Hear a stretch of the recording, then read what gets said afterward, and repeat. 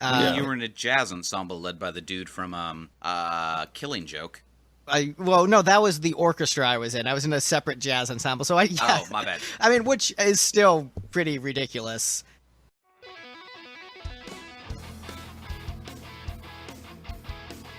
Hi, I'm Greg. I'm the lead singer for Lipstick. I'm Steve. I'm the bassist. And welcome to the Lipstick panel. Today on the Lipstick panel, we are talking about another video game OST. One of my all-time favorite games, and one of the favorite games of most of the panelists. We're talking about Chrono Trigger. Considered an all-time classic, considered by some to be the greatest video game of all time, and considered by some to have the greatest video game soundtrack of all time. But is it really perfect? Is it really great? There's going to be some debate, there's going to be some discussion. I want to introduce our excellent guest panelists we have today. We have Mr. Mike Brown, legendary YouTuber, famous for many, many great reviews. His Chrono Trigger review is probably, I told him this the other day, actually I tagged him on Facebook, don't know if he saw it, but I will say is the single greatest YouTube review of a video game ever is his Chrono Trigger review, and I stand by that statement. Mr. Mike Brown, welcome to the show. Thank you for having me on. It's kind words. I wouldn't consider myself legendary at this point, but we're doing what we can to talk about video games in a way that we think we haven't seen a lot, on YouTube. Looking more at the artistic side of it versus just like the entertainment value and that sort of thing. Chrono Trigger is my favorite game of all time, and I think it does have the best soundtrack of any video game as well. So I'm on Team Chrono Trigger as far as this panel goes. And then we've also got perhaps my oldest friend, Mr. Michael von Muller, who I met back on video game message boards talking about how rad Chrono Trigger was. Mike, welcome to the show. Thanks for having me. I'm pretty much just some dude Greg knows. There's nothing that's special I have to promote. I've known him for, you were 12 when I met you? Maybe, 12, I think. Yeah, so like 2002? Yep.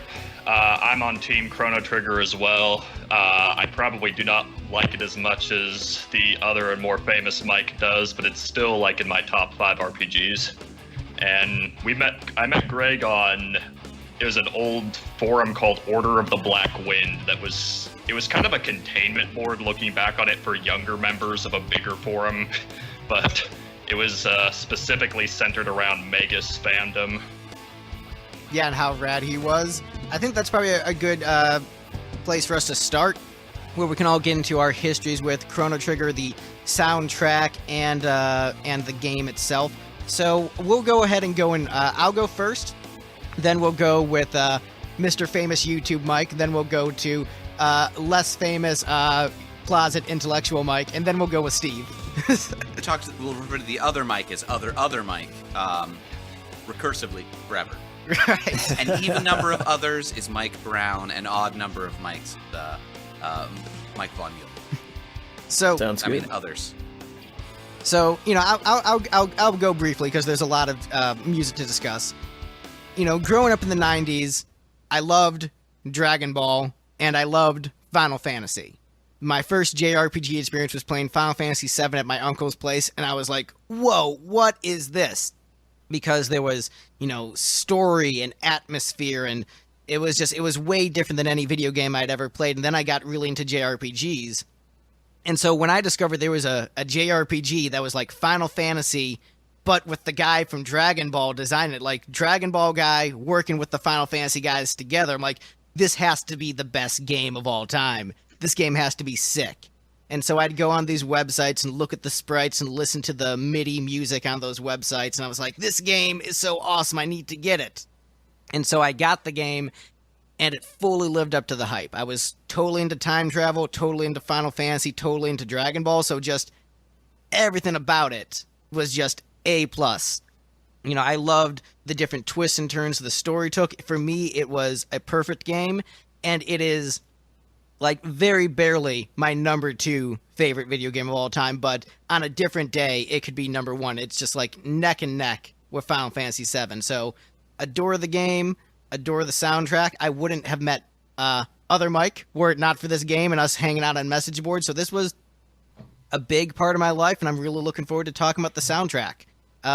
Mr. Brown, you go next. Tell us a little bit about your experience with Chrono Trigger. Well, I grew up with an NES when everybody else had a Super Nintendo.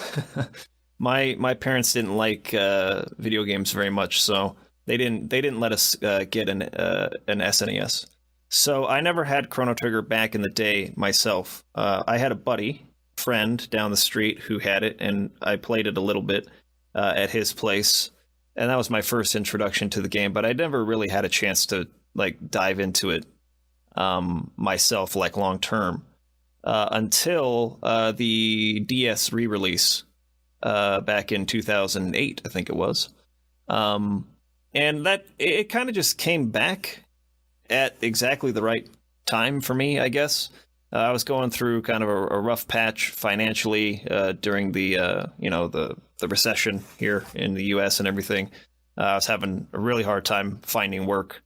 I ended up moving out of state in order to get a job that my buddy, he was a reference of mine that got me a job out in Denver, Colorado. So I moved out there just so I could find work. And anyways, it was just kind of a hard time for me. I didn't really know what I wanted to do career path wise, moving forward. I had a lot of voices telling me I should do this or that. And so I ended up playing Chrono Trigger, and it was just super, super inspired by it. Just such a perfectly executed game on almost every level. And I just had a feeling like storytelling and creative pursuits, that's what I really wanted to do, despite the fact that everybody else was telling me not to pursue that,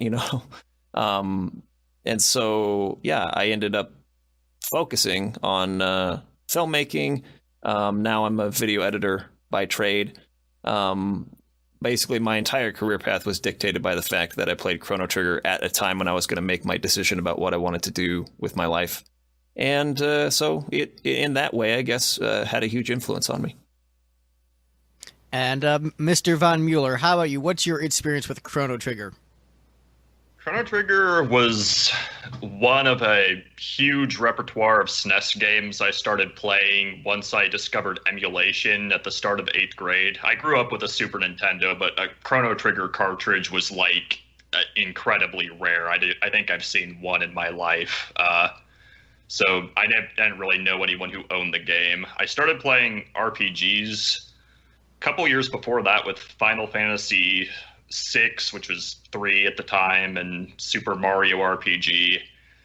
And I kind of immediately became enamored of the genre just because of its capacity for storytelling, which I'd never seen anything like that in a video game. I didn't watch a whole lot of TV growing up either, until like Greg, Dragon Ball Z came along and kind of hooked me at a certain point. But yeah, Chrono Trigger probably was one of the first games I started playing on the Super Nintendo emulator. An unfortunate start with it because I had a friend who I had grown up with, Greg actually knows him as well, who was really into Chrono Trigger, and he was kind of just one of those people that he would start talking about stuff he was really into and make you want to dislike it. Like he just talked too much about it all the time and didn't get that it's not quite relatable to people who haven't experienced it themselves. So I already knew all the spoilers from him pretty much and what to expect in the game, and it sort of poisoned my initial experience of it. I still liked it a lot, but it probably caused me to underrate the game somewhat. After kind of getting out of video games for a long time, I went back and replayed it in 2014 and had a much, much higher opinion of it. I felt like I was kind of appraising it with fresh eyes for the first time, and now I'd probably rank it like my number 2 or, probably number 3 or 4 RPG of all time. I'd put Final Fantasy IX and Xenogears ahead of it, and maybe Xenosaga 2, just depending on my mood. That and Chrono Trigger probably flip back and forth for third place. So, Steve, how about you? What's your experience with Chrono Trigger? You know, I too had that friend in high school who would get really excited about things and try to convey his excitement about them, and like it sort of turned me off of those things. Chuck, if you happen to listen to this episode, I did eventually start listening to Ben Folds, and he's pretty great. You did a very bad job of conveying that, though. Sorry. So my experience with Chrono Trigger is that growing up, also in the 90s, my mom very firmly told my father if he ever brought a game console home, she would put her foot through it. And she didn't relax this standard until we were well into high school. Like, my two older siblings had graduated, and Dad came home with a PlayStation 2 Gran Turismo, sorry, and the wheel attachment. And he said, no, it's okay, the kids can practice driving on it. And that was finally when Mom relented. But this meant that I did not have any Nintendo system. And I basically didn't play any JRPGs. I played computer games. And so my experience with Chrono Trigger is that I'd watched 2 or 3 videos that Greg had linked on Facebook. And then he sent me the entire soundtrack, which I listened to and did not generally enjoy as a complete listening experience. It is not a great soundtrack when divorced from the game. And I sent Greg my feedback on this as an apology. He bought me a copy of Chrono Trigger on Steam, which I installed, and I played for a couple hours, and then this week I reinstalled Diablo 2, the computer game that I played as a child, and have been playing way too much of that. Oh man, Diablo 2 was what that friend of mine was ranting about and making unappealing right before Chrono Trigger. It's a really good game, though. So basically, the soundtrack did not win you over in isolation, and the game itself, you know, playing a couple hours of it wasn't enough to capture your interest. You know, I'll probably gradually poke at it over who knows how long, but at this point, having not grown up playing enough JRPGs, I'm not super invested in it. I don't care that much about the story. I don't want to grind at the gameplay enough to level the characters up. Honestly, I started playing the game, and it immediately starts with your character being woken up by his mother and told that he's gonna be late for a thing. I'm like, ah.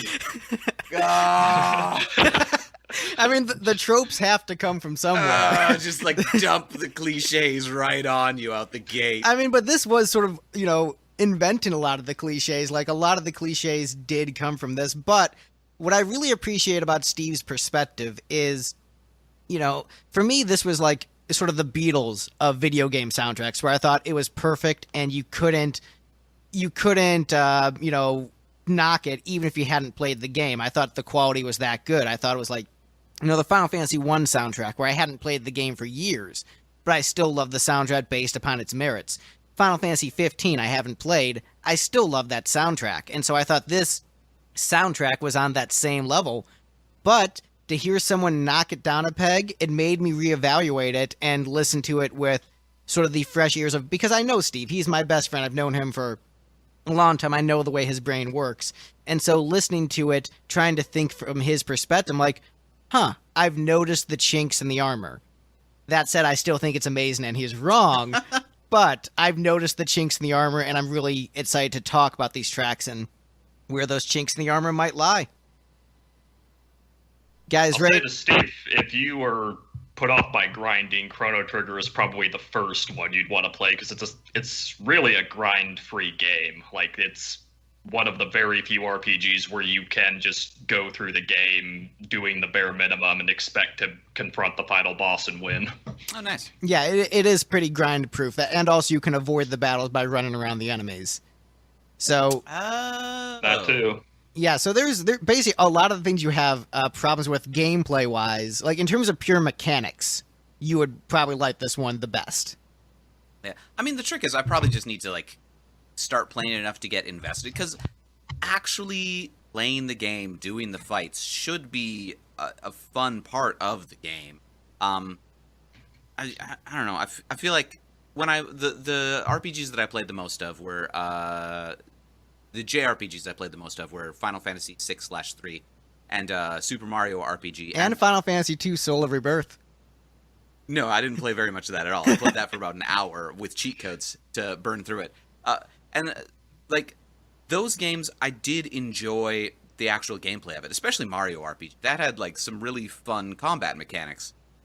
And I think I just need to play it enough to get invested in combat mechanics. Yeah, the trick with Chrono Trigger, once you start getting the dual text and triple text, where you base your party upon the different combinations of techniques they can do, and also there's sort of an area of attack. So like you can do a cyclone and get a couple enemies in a line. So I think once you get into that, I've got the first dual tech, the fire cyclone or whatever it is. Yeah, so you know what? Well, we can get into this. Is not about the gameplay. We're talking strictly about the music, and we can argue that. But I mean, Steve hasn't played enough for us to argue it. So let's and this is a long soundtrack. So let's get right into this and let Steve insult us for our bad taste. For first-time listeners of the program, the way that our ranking works is we have each panelist rank the songs from best to least best, because there's not a bad song in this OST. I Steve. mean, there's kind of 3. And no, there's kind of 2. And so, everyone votes. Best song on this 64 track soundtrack will get 64 points. Least best gets 1 point. In the event of a tie, whichever song gets more low votes, that one loses the tie. But there is one track that 3 of us had that the other of us did not have. And there is one track that the other person had that the rest of us did not have. So I figured, well, you know what? They're just going to get combined at the bottom. We're going to talk about Unknown Fanfare and A Prayer to the Road That Leads. So, A Prayer to the Road That Leads, that is just that, 4-second instrumental that you play on the organ that opens up the door in Menorah Cathedral. Right. Oh, I reached that scene. Oh, yeah. I was going to say spoiler, Steve, but you got there. No, I've, traveled through time once and caused the first paradox. Nice. It wasn't on the soundtrack that the 3 of us looked at, but other Mike pointed it out that we did not discuss it, so I figured it was just good to talk about here. Hey, it's 4 seconds long. It sounds good. It sounds churchy. And then Unknown Fanfare, I honestly don't remember what it sounds like, but I remembered I didn't like it, so that's why it ranked so easily at the bottom. Unknown Fanfare, I remember being this weird, creepy short thing. Yeah, it was cut from the game. It wasn't actually in the game. Oh, There are so a few it's tracks like that. secret music. Yeah, like the shop theme from where's Final my Fantasy secret II. music? No, wait, no. Oh, no, where is it? I seem to have lost my secret shop theme. Oh, that's too bad. But I don't. Nope, found it. This is Steve's favorite song from Final Fantasy 1 And 2. and 2. It's a good one. It's a good one. I like that song. You and our other Final Fantasy friends, the guys from Ultima Final Fantasy, do not agree on that. there is some discrepancy from our Utah Final Fantasy friends. I have that as a Wait, drop because they hated that song so much when we reviewed Why? the first OST that I found that it was on the disc for the second OST and was like, all right, I'm ranking it regardless. Yeah, Why do they hate that song? they're Caleb and Joe are really they're metalheads. Because they need Jesus. They did not care for it. I ranked it lower on my list, but I've come to love it the same way I've come to love punk music hanging out with Steve. But yeah, Gives me some bad flashbacks to going to the fair as a kid. I'm gonna be honest. I'm with the Ultimate Final Fantasy guys.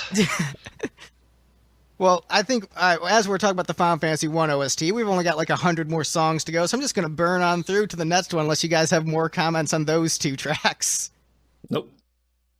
All right, so next up on the list, we have ranking second from the bottom, another really short track. It captures surprise well. Good little motif. So this ranking is probably a little bit inaccurate in that Unknown Fanfare / A Prayer That Roads to Leads got 15 points. This one got 43. 36 of them were apparently from me, but I believe that was because I don't know exactly how the conversation went down, but Greg told me, hey, Steve, you missed a couple songs, and I said, I don't care! And somehow he just threw darts at the last couple songs. You said to put them in a random order and that you didn't care and you weren't listening to the soundtrack again. And so that's why has 36 points, because at a certain point, Steve stopped caring and put the songs in a random ranking. So only Steve's very top and very bottom It's true. actually matter in this ranking. the So top and basically, bottom actually matter. Steve is the Joker, an agent of chaos. And the rest of us, Mike, and myself, we're the ones who balance it with like the opinions of people who care about the soundtrack. Some men just want to watch the CD burn. Or the cartridge, as it were. True.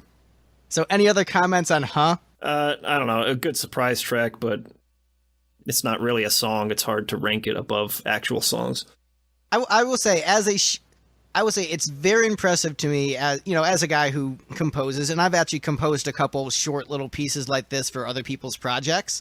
It's harder than you think. The short, 5-second songs are sometimes the hardest to do, because you have to capture a feeling of surprise in just that short amount of time. But honestly, if this is considered a song, then the surprise, Metal Gear sound effect should be considered a song. It's almost the same level of just being a sound effect. It's just like an ascending doo-doo-doo-doo. It's not a piece of music. I mean, it's a sound effect. It's an important thing, and Ha was on the official OST, because I saw a bunch of others like that too, like the ambient wind sound effect that plays in a few spots didn't make it onto there, but it's kind of more in the same category as Ha. Yeah, exactly. That's to a be fair pedantic, statement. none of these are actually song, in that by definition, a song has to be composed for the human voice. So they're compositions. They're compositions. Nerd, nerd, nerd, nerd, nerd. Right. Wait, I have a drop for that. You're gonna be one of those guys. Huh? You're gonna... Yep. There's some faux. Yeah, there's a couple. Some faux SNES vocals on a few that are they imitate voices. Yeah, there's a couple that are clearly designed to be songs that are just trying to replicate as much as they can with the limitations of the hardware. Yeah, so those count. Yeah. Anyway, I'm going to call them songs because I'm not as pedantic as Steve. So everyone knows what you mean when you say a song. Everyone knows. No, you're saying composition. Dude, I'm the one who was actually in an orchestra and did jazz. I'm the guy who should care. I was in a jazz band. You were in jazz band? Yeah. How have we never talked about this? Because my jazz band sucked. There were 4 of us. That's fair. We mostly just showed up an hour early to school and ate donuts. All right. I wasn't allowed to play bass. I had to play trumpet. Well, I think we've sufficiently talked about it, so I'm just going to assume we can move on to the next track and take us to Lab 16's Ruin. Oh, I actually have opinions on this one. All right. I just killed the drops. Sorry, guys. So Lab 16's Ruin. This is a bit of a bass-driven track, very, very bouncy, energetic. It's, it ranks lower on my personal ranking because I do love this soundtrack so much, and just something has to come towards the bottom. And so it's hard for me to say, oh, I don't like this or whatever. I think it's a strong track. It's very SNES, if that makes sense. It's a very Super Nintendo sounding song. Like if you put this in a platformer of the same era, I think it would fit in fine and doesn't necessarily need to be a JRPG song. I think this works as just like an energetic side-scrolling platformer kind of song. Lab 16 Ruin is a good name for a platforming level. Yes. Although that's more of a Sonic name than the SNES. But I think it... Yeah, I could see that. Yeah, it works well. I still enjoy the track, even though I ranked it lower. So I'm looking at my notes. I called this one a song in my notes. So this is the my ranking is divided into the good songs that I actually had real opinions on, and then a whole bunch of songs I don't have opinions on, and then 2 songs that I thought were You mean compositions? Extra. You're right. Two tracks that I thought were extra mediocre, and 2 tracks that I thought were bad. This is one of the extra mediocre ones in that I thought it didn't add any new ideas that hadn't already been explored earlier in the soundtrack, and there was just the one movement, so it didn't go anywhere. See, I apparently ranked it as 41 on my list, but I ranked these songs in a really ridiculous way. I was kind of updating Greg as I did it because I was doing it at the last minute. I had a bracketed tournament where the loser advanced and they battled for last place. Oh, nice! I like it. It took me 12 hours to do. That's what he does when he has a last-minute deadline. It's a 12-hour bracketed tournament. How did you seed them? I shuffled my playlist, and they battled one against one until they got to the end. Any track that was about to be eliminated next, if it felt like it wasn't that bad, had the right to challenge a track that had beaten a track below itself. If that makes sense. So like double secret elimination. Yeah, so lap 16 was actually slated to be track 62, but it kept challenging other tracks and defeating them, and finally secured 41st place.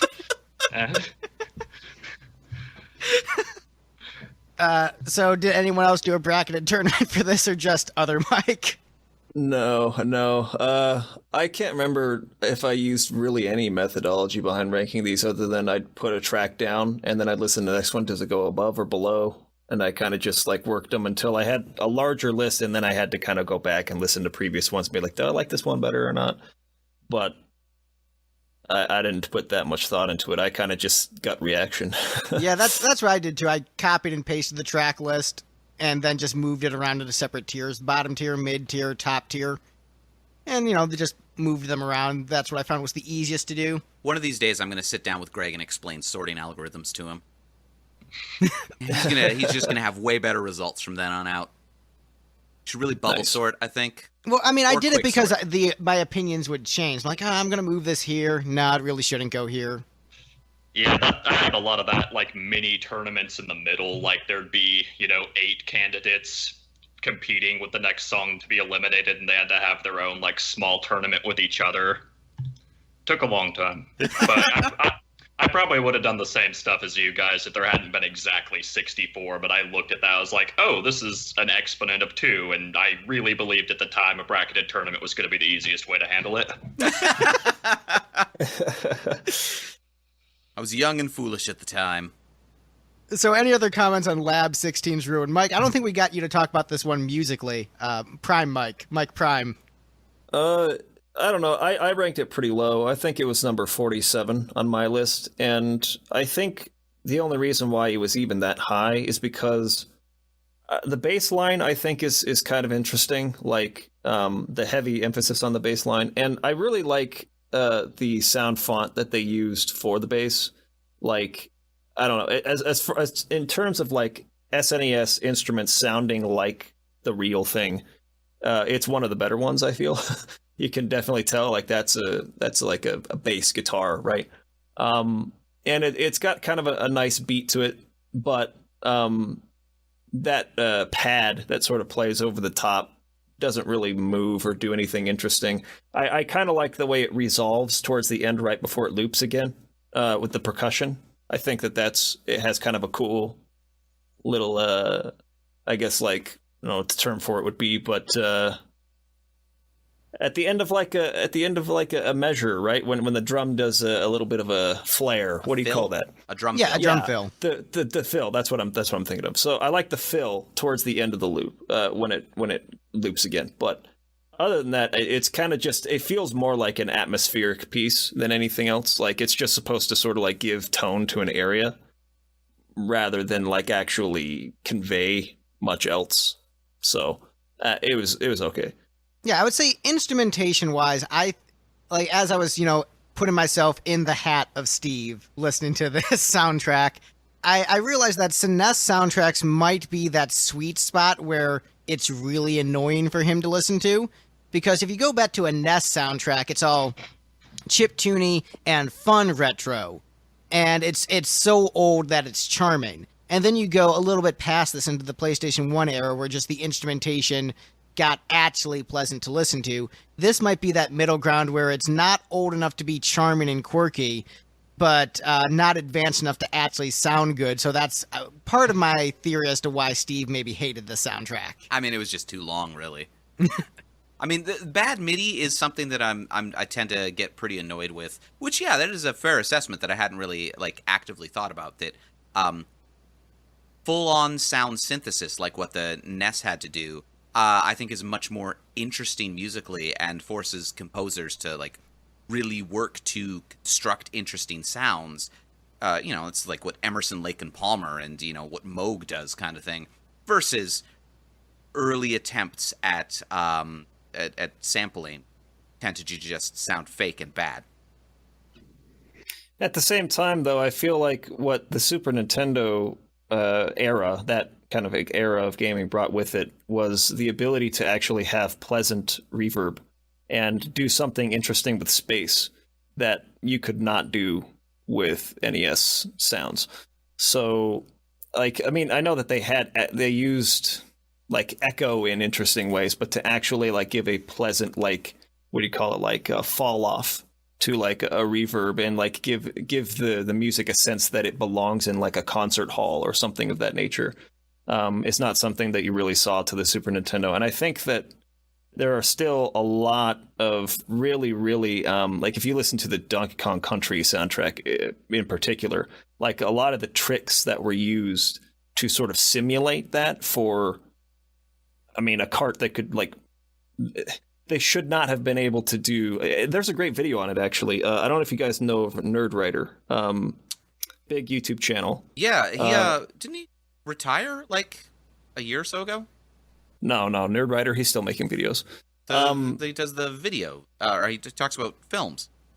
Yeah, he's still making videos. Oh, okay. Dang. So he did a video, I want to say like a month or 2 months ago, on basically the way that music was composed for the Super Nintendo. Talks about the chip and the space limitations, and goes into a little bit on how the Donkey Kong Country soundtrack, like the innovations that were made by the composer to get like the rich sound out of it.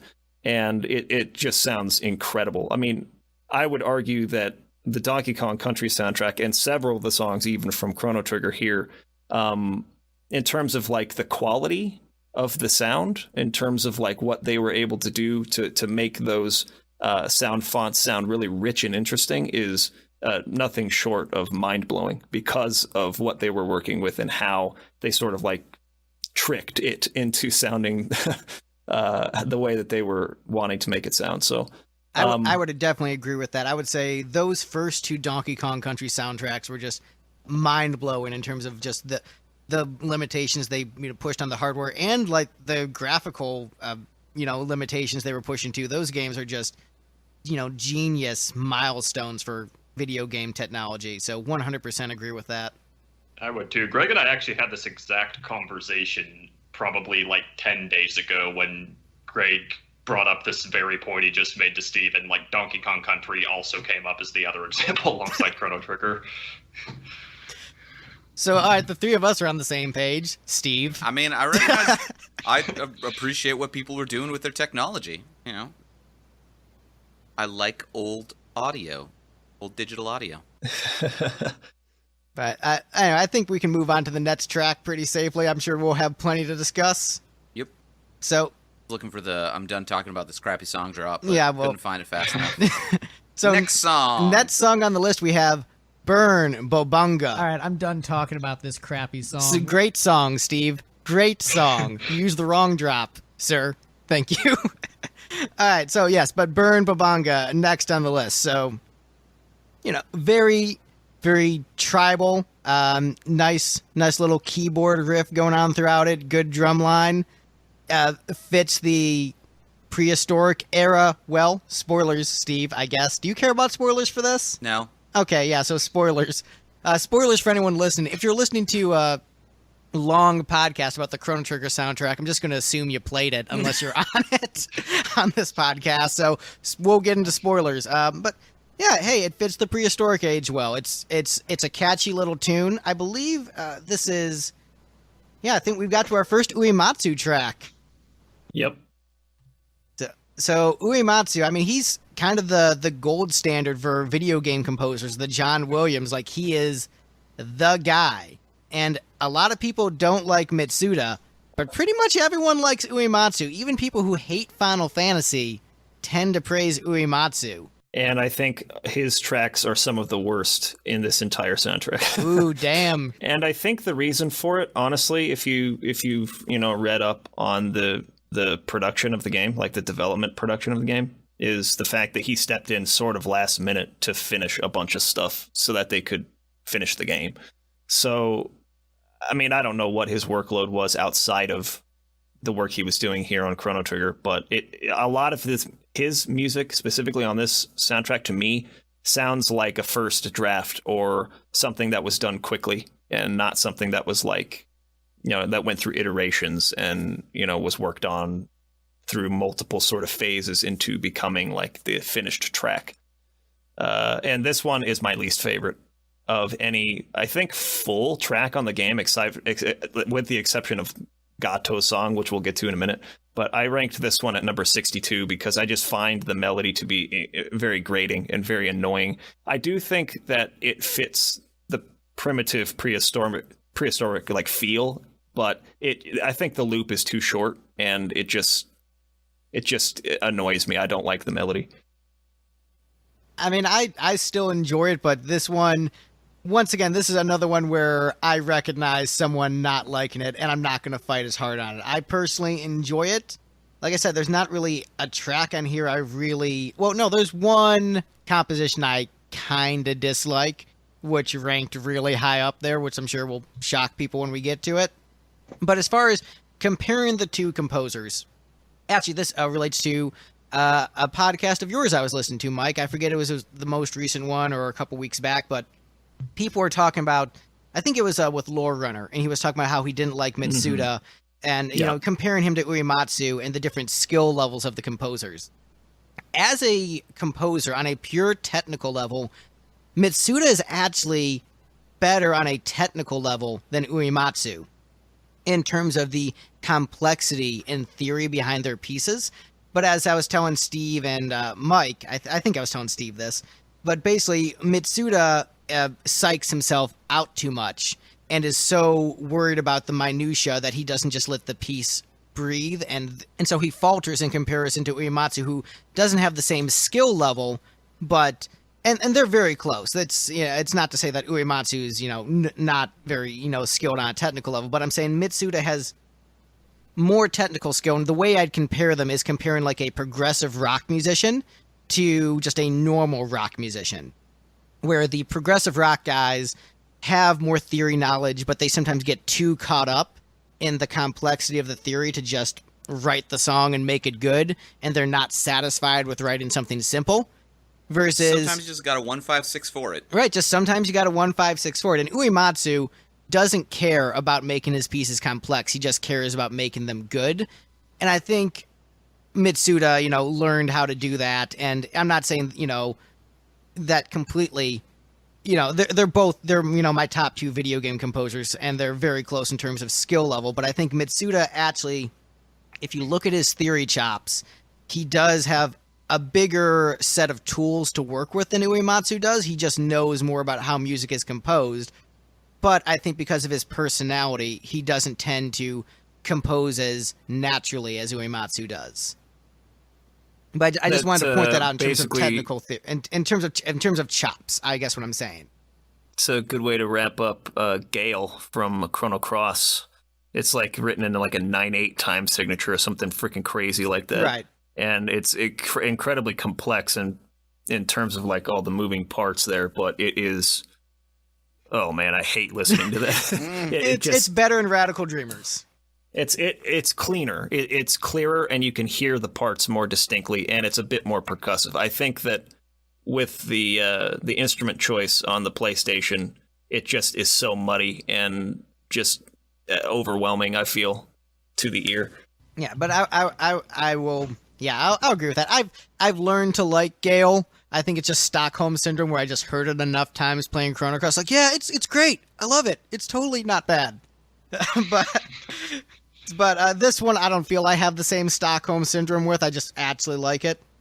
And next up on the list, another Uematsu track, Mystery of the Past. This isn't in my list. Is this one of the random ones? This is one of the ones you didn't listen to. Word.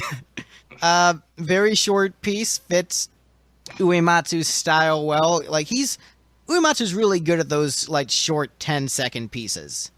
And it definitely feels like, in terms of the way the notes are constructed, the scales he's using, they're very Uematsu-esque. Yeah, it's like not quite as close to what I would consider a sound, just like a sound effect as "huh" is, but it's also in the same range. It actually has some musicality to it, but yeah, a good mystery piece, but I mean, hard to call it like a track, really. It fits in well with his the in themes. Like, I put in the same category as the different Final Fantasy in or go into night themes. Like, I put in that same category in terms of composition. Yeah, like what do they call them? When you sleep at night and they have like the little jingle. It's like a jingle. That's what it is. Yeah, it's a jingle. One of those on this soundtrack. Actually, I'm kind of amazed that one beat Mystery of the Past. We can thank Steve for voting it really high. He tried his best to save this song composition. Wait, which one's this? The Mystery of the Past, the one you didn't actually listen to. Oh, yeah, okay, yeah. What did I rank this one? Oh, man, I ranked this... You gave it 37 points. Yeah, high mid. All right, so next up on the list, a song that Steve did rank, we have Magus's Castle. Next up on the list. So ranking pretty low. Looks like I ranked it the lowest, so sorry for the other panelists. I'm a big melody guy, and this one is more atmospheric than melodic. Still very good, and when I recently replayed Chrono Trigger a couple weeks back, very much enjoyed it in the context of the game, but as a piece I would go out and listen to on my own, which is a good chunk of this soundtrack, I would just listen to in isolation just for background music. This one doesn't do it as much for me compared to some of the other tracks. Yeah, I tend to like, I mean, being on a channel that discusses JRPGs so much, and I think it's very, very common that people who are into JRPGs prefer very strong melody in the soundtracks for games. And talking with people about Final Fantasy 13 soundtrack and even like 15 soundtrack to a certain extent, what I've found is that I think the primary reason why people sort of like look back to the older Final Fantasies and like their music more is because they were so melody driven, and had very, very strong, I guess, melodic sense to them. But I don't know, like I don't have a preference one way or the other whether a piece is more like melodic or whether it is more ambient, as long as it's like, I guess, creating the right feeling. And I feel like there is like a bit of a leitmotif here that sort of like ties it to Magus as a character, or Magus, I don't know how his name's pronounced. And you'll hear it in the battle theme where you fight Magus, right, as well. This same sort of like musical phrase. And so, I don't know, it just really set the tone, especially when you look at it in context for the scene and I think that's actually really important, because a lot of people will talk about listening to a soundtrack just on its own, divorced from the game or from the movie or whatever, and be like, I maybe I don't like this for whatever reason. But I think it's really hard for me to do that, because that's the purpose the music was written for. It wasn't written to be just enjoyed purely as a single piece of music. It wasn't intended for you to just put on headphones and listen to this. Yeah, it was written. It was written specifically for a scene in which it takes place, and especially where this happens, and you see the castle, and there's like that panning wide shot that sort of like looks up, and you see the moon sort of silhouetting the outline of the castle, and the large like vampiric sort of gothic architecture. I don't know. It set the mood really well. So I actually ranked this a little higher. I think I put it like at number 35 or something like that, but I like it a lot. I ranked it at number 50. Agree with your assessment of it. If it had just been a little longer, it probably would have made it further up the list. And I will say one of the things I enjoy most about old JRPG soundtracks is the use of leitmotif. And I guess the way I look at it is, and this, is just my subjective opinion. I think a piece should be good both ways. It should be good in the context of the game and whatever's around it, but it also should be good enough to listen to on its own, divorced from the game. So I enjoyed the Final Fantasy 13 soundtrack before I played a second of the game. And I enjoyed the soundtrack within the game. I haven't played Final Fantasy 15 at all, and I adore that soundtrack and think it's amazing. And there are so many pieces from this game that I listen to, just as my normal music. I'll mix them in with Thin Lizzy, and I'll be like, yeah, this is great, and this is great too. But I will say, in terms of pieces working within the context of the game, I don't think there's a piece that doesn't work. And I think this is a very, very, very strong soundtrack and works well on both markers of being good to listen to in the game and outside of the game. Basically, almost every piece on the soundtrack works for me on that level. I think that kind of what I was driving at when talking about listening to it separately from the game or whether it's in context with the game is when you have soundtracks that are very strongly rooted in melody, like the older Final Fantasies, those are, I think, on a general scale, going to be more widely accepted to be listened to outside of the game itself. Like, there are obviously, music enthusiasts who will listen to something that is more ambient or atmospheric, kind of like, on a larger scale. But I think just the average person isn't going to sit down and want to listen to pads, for the they want to listen to something with a strong melody, something that they can sort of like sync up with, get into rhythm with, and sing along to, or hum along to. And the older video game soundtracks, I think, were so strongly rooted in melody because they didn't have voice acting. They relied on very limited scripts and writing and very limited animation to express emotion. And a very limited audio palette. They had to stretch that out a lot. Yeah. And so they had to use strong melodies, I think, to inform the audience about what characters were feeling, more so than, say, in films and other, mediums. And that's now no longer true. So you're seeing a lot more music that does set a tone or whatever, but that relies on the performances of the actors and the characters and the writing to really like drive home more of the nuance of what the characters are feeling. But in any case, like this particular piece of music has that subtle leitmotif in terms of melody, but it is very atmospheric. It is very ambient, and it sets a tone. And I think that it's a really good setting of the stage for what's coming up. It's you hear that theme that you're going to associate with Magus before you ever really even see the character, and then when they use it again in the boss battle later, it just really ties the whole area together, and that's why I really like this particular track. Fair enough. Next up on the list, we have Determination.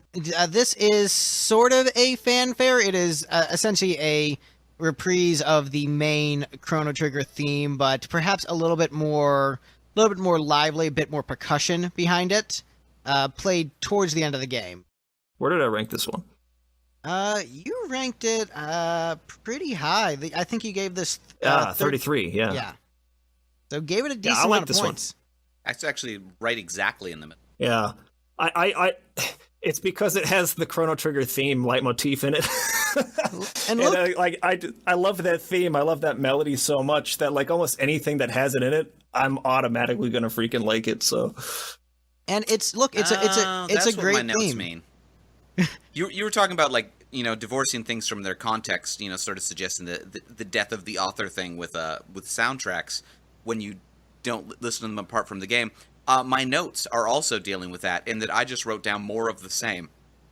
I have no idea more of the same but apparently it was. But you've listened to other JRPG JRPG soundtracks and you understand how leitmotif works. I don't understand how you didn't realize that was leitmotif.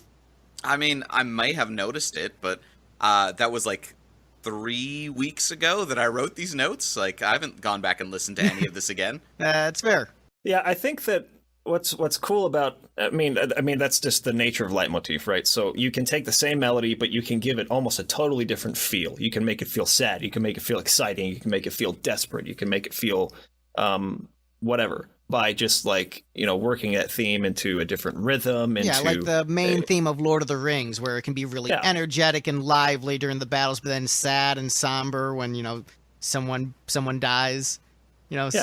So, yeah. And this is basically, I mean, I think that the Chrono Trigger main theme is it feels like determination, and we'll probably touch on that again a little bit later. But this is like the song's called Determination. It's like a more determined version of the. It's just like, yes, we can do this, and I mean, it just gets across that feeling with the percussion and everything surrounding it. It's in a bit of a different key, I think, to the actual melody itself, which I think lends itself to that same sense of urgency. So I like it. Yeah, it does feel more urgent and more tense than the main theme, which is, I think, ultimately a more optimistic theme. This is like a got kicked while you're down but picking yourself back up kind of theme. Yeah, exactly right. All right, next up on the list we have Fanfare 3. Yeah, Fanfare 3 was just one of the, hey, you got an awesome item sound. You got a speed tab. You got a speed tab or capsule, depending on which version of the game you're playing. I like the fanfares in this game. I think they're all pretty good. I think I ranked this one the lowest of the fanfares, except for the unknown one, which was cut. But of the ones that were in the game, I think I ranked this one the lowest. But fanfares are great. Yeah, it's just like you feel good. You found something, you're having a good day. It's like you find a quarter on the ground, you get a little fanfare. Yeah. I think I have Fanfare 3 at the bottom of the songs I cared enough to have opinions about. And that is that it's not as fun as Fanfare 1. I mean, Fanfare 1 is really great. That's like a character theme more than just a fanfare. I mean, that's presumably why this one ranked overall much lower than Fanfare 1, which is, I don't know, somewhere up there. Yeah, Fanfare 1 is basically Luca's theme, so... Yeah, that I would consider it to be her theme as well. But yeah, let's just move on through. Whose theme? Luca's theme is Fanfare 1. We're talking about Fanfare 3 right now. Okay, I was going to say Fanfare 1 lost already. All right. No, come on. Even with Steve, you think we're going to let that happen? No way, man. I mean, 60 points is a pretty wide swing. Things can get a little off the rails if one person decides to be weird. That's true. There's one song that definitely would have been in the top 10 were it not for you. That we will... I think all three of us will gang up on you on when we get to that track. So is this podcast kind of just like we're talking about each track, but this isn't necessarily really how it's ranked because Steve was a spoiler for the whole thing? I'm not always a spoiler, just on, Kiss and long JRPG soundtracks. Right. So yeah, so like 80% of our episodes. Right. Yeah. So the trick with it, the ranking is just a format because the internet loves list shows. That's why we're doing it this way. But it's just an excuse to talk about each track by track. But, typically the best songs do rise to the top. And if you look at the top 10, they're all pretty fair. Like, even Steve couldn't hate on the absolute best of this soundtrack. Cream rises to the middle. Yeah, no, like, the ones that there's mostly a consensus on, like, all the ones that most of the ones you guys consistently gave 60-plus points to, I at least have in the 50s. Yeah, so it's not going to be completely egregious. But oh yeah, look at that one. Oh yeah, that one. Oh yeah. Okay. Sorry, I'm spoilers. All right. All right. Yeah. So next up on the list we have "Good Night." Short little in song. Sounds good. It's nice and pleasant when you go to sleep. It sounds like many of the ones that Uematsu did, but it's Mitsuda. Sounds good. Did I miss this one? Yeah. Yeah, you did. All right. I had this one at 62 and Fanfare 3 at 64. Mike liked it the most out of all of us. Mike Prime. I'm trying to pull up these songs and listen to them. Technically, I liked it the most. Oh yeah. I have it at 30, I think. Yeah. I figured your opinions were throwing it off so much already that me just inserting them into a list didn't make that much of a difference. Yeah. Yeah, it's fine as a go to sleep theme, I guess. But yeah, next up on the list, we have another Uematsu track, Underground Sewer. I think this is I like this one. Yeah, this is a great track. I think this is pretty awesome. I would say of all the Uematsu songs on the soundtrack, this is the one that most sounds like a Mitsuda piece. In the sense that most of these tracks that Uematsu did, he didn't even bother trying to hide his style. And it's just like, whatever, I'm just going to do what I always do. This one felt like he was listening to the rest of the soundtrack and trying to make it sound cohesive with everything else that was going on. And I really dig it. It fits the atmosphere really well, but also strong melody. Does it? So again, I haven't played this part of the game. This song, the title seemed incongruous, that this was kind of a fun, upbeat song in the sewer? Yeah, that's exactly how I feel about it. I actually totally agree. You guys I think don't have that fun it exploring sounds, the sewage waste? it sounds the song sounds it has a bounciness to it, a silliness almost, and I don't know, like it having just an adventure splashing around in the sewage. just didn't grab me. I mean, There's a cat you can hang out with. Yeah, there's a cat. There's stuff to do down there. It's fun. yeah. All right. And also, like, there's banter between Crawley and his subordinates that's humorous. Like, it is a bouncy, fun exploration. That said, this piece actually struck me totally differently from you guys. It actually kind of struck me as just sort of a almost ethereal, kind of mysterious track. It actually made the sewers feel much more dramatic than they were. I probably couldn't have a more different impression of it from everyone else if I tried.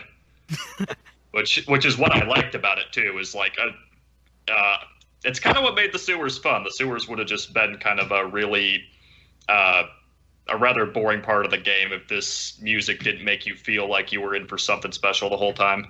You know what? I'll agree with that, and I will say that, you know, we went over Lab 16's Ruin, which exploring that was fine, but the sewers are much more memorable to me because of this strong piece. So I think this is I love this track. I think it's phenomenal. Yeah, me too. And all right, well, next up Doesn't do it for me. we have perhaps the greatest song on the soundtrack. Steve ranked this one pretty high. That's true. We've got Gato's song next I on the knew list. that's what you're gonna. Oh, jeez. So basically, Oh the my way you're gosh. reacting to him putting Gato's song that high, that's how the Ultima Final Fantasy guys felt when he ranked Shop Theme really high. It's like that same level of disdain and why would you do that, To Steve? be fair, I put this one at like 13. It had cats. I like cats. There are so many songs in this game that involve cats. It's not the only one. Yeah, This but isn't again, even a I don't real have the cat. context to know which ones are actually about cats, unless the cat is in the title. Did you fight Gato at the fair, Steve? Is that the robot? Yes. Oh, so it's not even about cats? It's about the... But- yeah, I it's- retract robot my cat. statement. This song is garbage. Well, the robot looks like a really. yeah, he does have like little cat ears.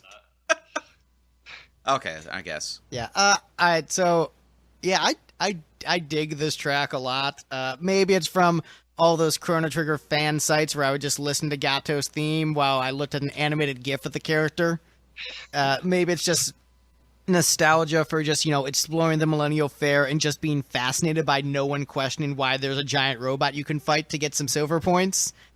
I don't know, but Yeah, the economics of that fair didn't make any sense to me. no, not at all. But you know what? It's a catchy little tune. It's a very Japanese kind of melody. And when you're talking like old like Japanese lounge singers from like the 40s, that kind of stuff. I know you guys are probably all into, you know, Japanese lounge music from the 40s like I am. But if you listen to that stuff, this track makes a lot more sense. If you don't, which I feel is a very likely scenario, I completely understand why this one might be kind of confusing and kind of lame. I don't listen Is to that the American lounge gen- music from the 40s. You're Is that the missing genre out. called Enka? Yeah, I believe so. The only I lounge like music I Gato's listen to is theme. Richard Cheese. Sorry. Sorry, what was that? I was saying the only lounge music I listen to is Richard Cheese. I was just cracking dumb jokes. It sounded like you had something to contribute. Oh yeah, I like Gato's song. I ranked it 58th just because, again, it was so short and kind of just. To disclaim, I know much less about musical theory than any of you, so the way I am going to have to describe my impressions of songs is very immature and difficult compared to the rest of you. So all I can say about it is it's in varying. It doesn't have as many parts to it. I assume that makes sense for this song. I don't know what the proper way to describe that would be. But I like that it's one of the first songs you hear in the game, and I feel like that's the kind of the first thing that really stands out in the game the first time you play it is you're just like, okay, I left my house and checking out this village. There's a forest, which is pretty normal for early RPGs. Going to this fair, and oh, there's this guy who's just a robot with his own theme song who's challenging me. It's like, it's probably more for the scene that I liked it. The other thing about Gato's theme I liked is that, at least in the SNES translation, I don't know if this was intended by the original writers of the game, but the Ted Woolsey translation of the lyrics are kind of like a song to the tune of Gato's song. Like, you can sing those lyrics to the tune of it, and it matches up perfectly. Yeah, no, that is intended, I think, with all versions of it, and that's, I think, why it works, is you can hear where the words would fit in the scheme of that, and it's really goofy, but it's fun. It's fun goofy. Yeah, I think I rated this the absolute lowest of all, like, the full tracks in the game. And I think it commonly, as with the last track we talked about, goofy tends to not really work with me. I don't really... It's not that I hate, fun tracks or, like, goofy tracks or whatever. I take my video games with talking frogs seriously. I hate fun. It just doesn't do anything for me in terms of, like... I'll sit down and listen to that, any other time except for when I'm... It's a very short loop, too. So it can be very grating, I feel. Just like... I don't know. I just don't like it. Yeah, this was a song made for the A button. Yep, exactly. All right, next up on the list, we have Rhythm of Sky, Wind, and Earth. Whoa, this one ranked high for me. This was 33. This is another Uematsu track. It's basically just percussion. That's all it is. It's just like bongo drums and stuff, right? Yeah, it's wood blocks and stuff too. So what I find fascinating about this piece is that on occasion there are pieces that don't contain any melodic instruments, but there's still a melody to the rhythm, where there still is, based on just like the slightest nuances of the pitches of like the different drums that they're hitting, it does create a sense of melody. Like there's the bass rhythm, but there's still like a melody on top of it. It's very weird and hard to do. But I think this is one of those weird rhythmic pieces that does have a melody despite no melodic instruments. And I enjoy it a lot. I think this is a cool little tune. Stylistically, I think it's actually more in terms of Uematsu than Mitsuda, even though actually Mitsuda does this kind of thing. To me, this feels like this feels like an Uematsu track, just based upon what I know of the composer. But honestly, this could be either of them, and it would seem pretty accurate. I like this track because it almost didn't even feel like music to me. It felt like if someone did just turn random sound effects you'd hear from going outside where a bunch of people with clubs hang out into a song, that's what it would be. And I just feel like I never get tired of listening to it. Like, I could just have this on in the background for like hours and not get annoyed by it. It doesn't like stand out enough to feel like it could be considered bad to me. I actually think that's a really good point. Like, it's percussion, and a lot of it's kind of soft, I guess, the character of it. So like there's nothing to it that could really like where the loop actually comes in. It's kind of hard to distinguish, so it can kind of just really sit in the background and work as just, it makes you feel like you're back in prehistoric times. And I think it's very effective in that way. I think I rated it like 46 just because of the fact that it sits behind things, but I think that is actually why it works so well. All right, next up, Fanfare 2. You also found an item, but you liked it more than Fanfare 3. Moving on, we've got the Hidden Truth after that. Hidden Truth. AKA Trial Part 2. Kingdom Trial with different percussion? It's called Leitmotif, buddy. It's the one where you're getting led off to prison after spoilers. the trial's over. Oh, right. We've ruined it. We've ruined it I for ranked you. that one like number 49. Man, I really liked this one. I ranked it 25. I actually thought it would do even better than that when the tournament was going on. I mean, that entire trial sequence is worked so well for me because the emotion I got caught up in the first time I played it, where I got angry about the injustice against me, and I was passionately wanting to defend Chrono, my character. Like, I got completely invested in that scene, and this is the, the crescendo, the climax, as the tension builds, when your execution, spoiler Steve, is announced. Like, you feel the tension, and this is the tension rising, and just a emotional swell.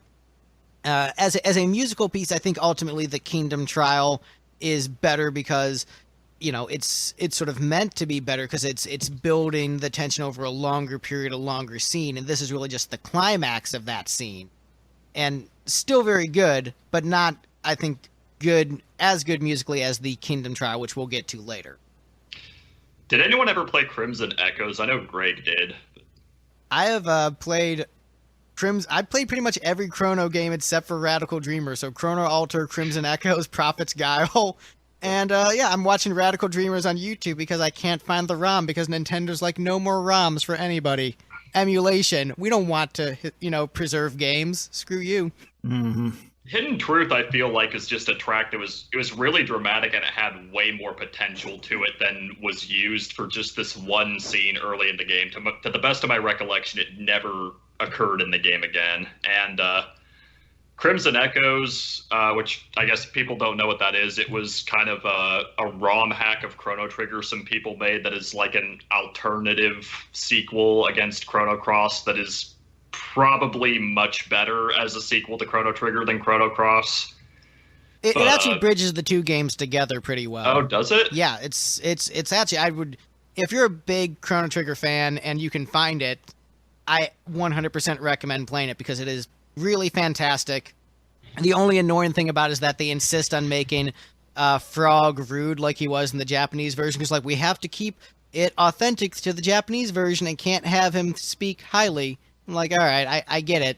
It's like you nerds who, have to say Aerith. I get it. But, I mean, it's fantastic. I do highly recommend it. But I'm sorry, go ahead. I never finished Chrono Cross, so my perception of it was I had nothing to do with it. I kind of rage quit Chrono Cross after a certain point. So, Hidden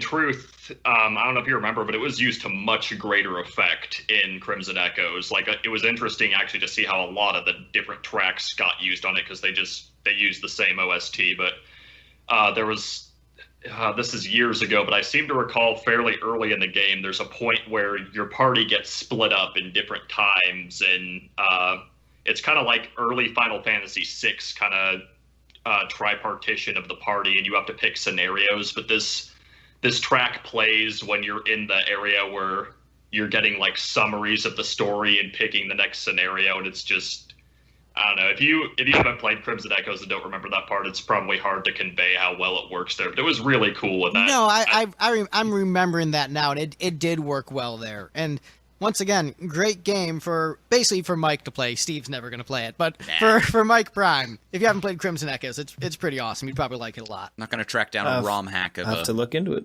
But yeah, Hidden Truth, it does work really well in that context. I'm remembering now. It's been a while since I've even looked at Crimson Echoes, but that was a phenomenal game, and I do remember how well it worked in that context. So, but yeah, let's back to talking about this game. Works well as the climax of the trial scene. Does anyone have any other comments on Hidden Truth? Yeah, I think of all the tracks we've talked about so far, this is the first one that I think embodies like the one like uniquely distinguishing feature of this soundtrack, and that is its super strong contrast between like the really high end piano notes and the really deep bass. If you listen to songs like Shala's theme, Premonition, like that sort of like strong dramatic contrast between the instruments is, I think, one of the most recognizable features for this game. That sort of gives it its unique sort of personality, so to speak. And so of all the ones we've talked about so far, this is the first one that I've heard that sort of like embodies that, like that really high pitched dun dun dun dun dun dun dun dun, sort of like descending arpeggio. And and then like the really low bass, like so. I really like that sound, and I think that it helps to create a high sense of drama just from that strong contrast between where we're at on the keyboard, so to speak. Yeah, I would agree with that. I would say as far as JRPG soundtracks, what stands out the most of this one in terms of its contemporaries is definitely the bass. I would say by a pretty wide margin. It has more of like a Mega Man platformer like bass feel than other JRPGs of the era. It really feels more like a platformer bass than an RPG bass, which, works well in the context of the soundtrack. Yeah. But next up on the list, I rank this one the highest of all of us. So First Festival of the Stars is next up on the list. So essentially the Millennial Fair, but at the end of the game where there's a parade. Double Millennial Fair. I guess I ranked that one in the middle, number 36. I ranked it 53. I enjoy the Millennial Fair a lot. I just got completely sucked into the start of Chrono Trigger, and so I spent a lot of time at the Millennial Fair just going around doing everything you could do there. And the ending, I think, is this theme is it's that same melody but with different instrumentation, and just really just helps capture the mood of just a celebration. It works well for me, and it's a nice comforting return after that long journey you went on over the course of the game to be back at the fair, but this time victorious, unless you left Chrono dead, but feeling pretty victorious. It's just such a great celebration and the feeling of joy. But even just as a musical track, I just enjoy the different sounds, like the keyboards they're using, all that. It's very pleasant to listen to. Yeah, I don't have any problems with it in particular. I think that I like the original festival theme a little more. No, I mean, like, I agree with you with everything you just said, which I think is the reason why I ranked it where I did. I just think, like, I don't know. It's hard to say because I was trying to listen to it just now and like get a sense for maybe it's just like the production or complexity that you get in some of like the really, really like my favorite songs on the soundtrack that isn't here. So maybe it was one of those that was finished a little quicker or something. But I like the leitmotif and I like the overall feel of it. So I didn't care for this one much, I guess. I think it's a lot of my rankings were kind of skewed where if there was a superior version of the basic idea of the song, it affected the ranking of the inferior one. And this one, I agree that the original Millennial Fair theme was just more interesting.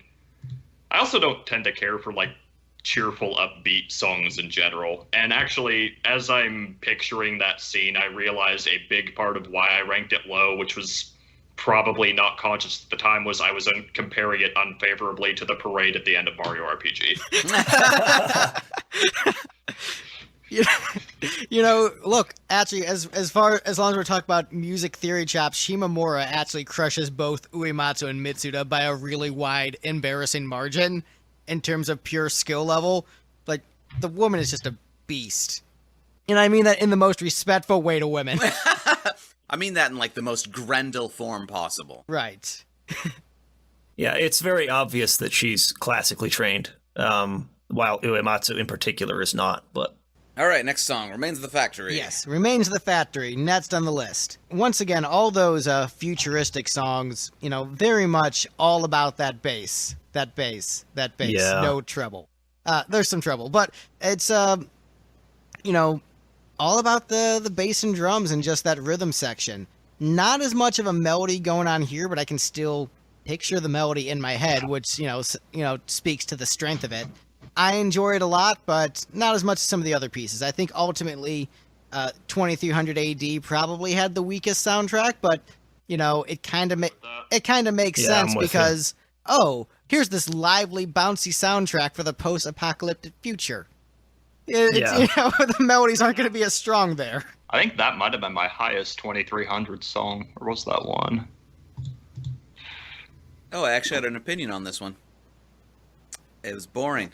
Too long. It was, I ranked it as 40. I guess I thought this one was kind of, I don't know. I ranked it I feel similarly about it for different reasons as to what I was saying about Rhythm of Wind, Sky, and Earth, in that I just feel like there's nothing particularly bad about the track, but there's nothing that stands out either, and I could almost kind of have it just grinding away in the background and barely notice it's playing.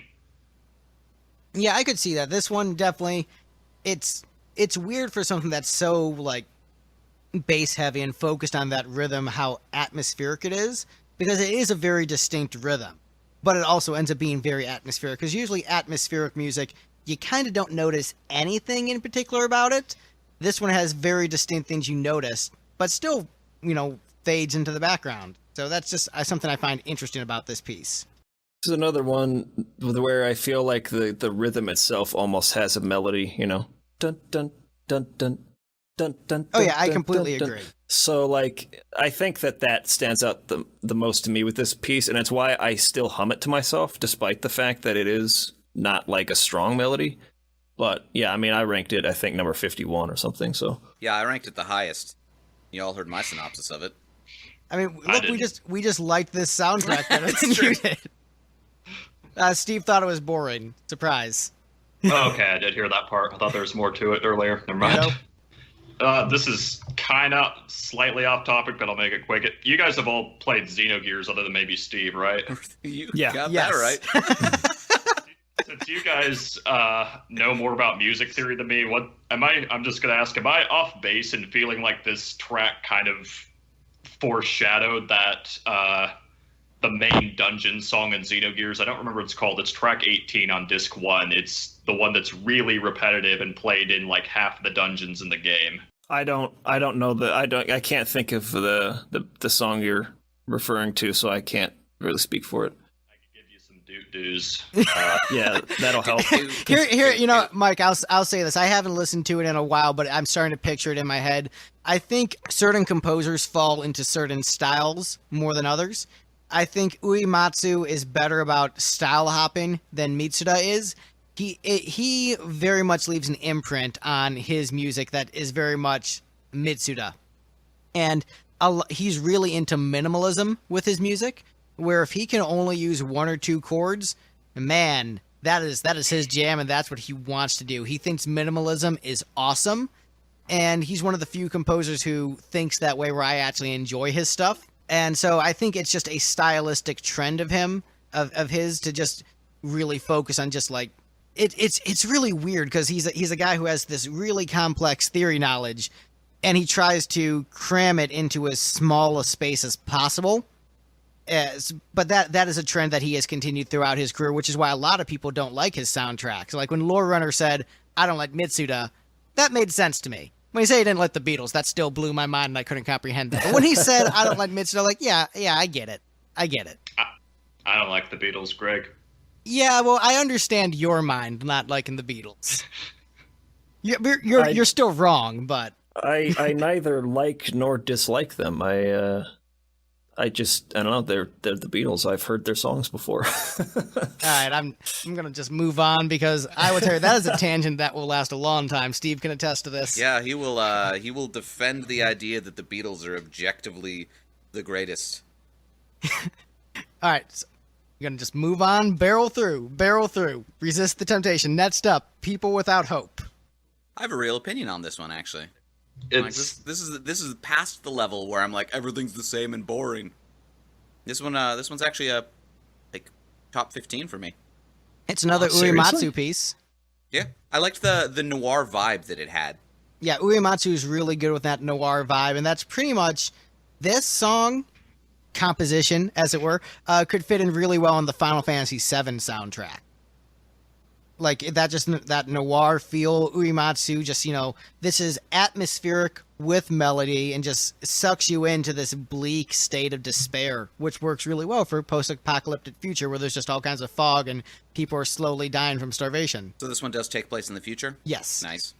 The only real complaint I had about it was there was that one kind of obnoxious sound.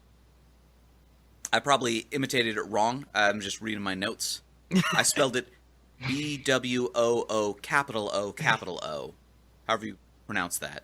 But yeah, anyway. Nobody remembers that sound? All right, just me. I'm trying to listen to it right now, but they've got like a choral thing that's sort of like a rising and fading sort of like chorus, but I don't know about. I think it was just an What infrequent specific- sting that they did a couple times. Yeah, I think I know what you're talking about. But by the way, best way to listen to all of our episodes is have the album on hand. We don't put them in our episodes because, content violations and been a pain in the butt for us in the past. But you, please, legally purchase Chrono Trigger and its soundtrack. Legally purchase. That's a good one. As creators ourselves, we're pretty big fans of Yes, as encouraging as someone who only is careful piracy. as someone who has seen the numbers on how many times my albums have been torrented, I'm like, oh, I could use an extra 10 grand right now. That'd be nice. I mean, you do make all your music available for free, so I mean, well, at this point, that's, all right, we're talking about the market. Moving, any comments on People Without Hope, the piece? yes, I actually didn't really like this song. This might be the one track on the whole OST that I actually find annoying and do not like listening to. I have it rated pretty low too. I think number 59. Yeah, it is 56. Yeah, Steve ranked it the highest, but also Steve likes robots in the future and Do love dystopia. robots in the future and dystopia. Honestly, once you get to the dystopian part, I think you'll probably really love Chrono Trigger. Like, you just need to barrel through all these knights and swords. Just get me to the robots. I mean, I like fantasy too. Yeah, but not as much. All right, so next up on the list, oh look, Ruined World, 2300 AD, just all bunched up here. The most makes ambient sense. of the 2300 AD pieces. This is pretty much all ambience, but I rated this one, I think, the highest of all of the Ruined, or all the 2380 songs. yeah, I mean it's 2380. This album was really that long? not quite that long, Steve. But Mike, since you ranked it the highest, tell us a little bit about why you like this one so much. Because, okay, this is why.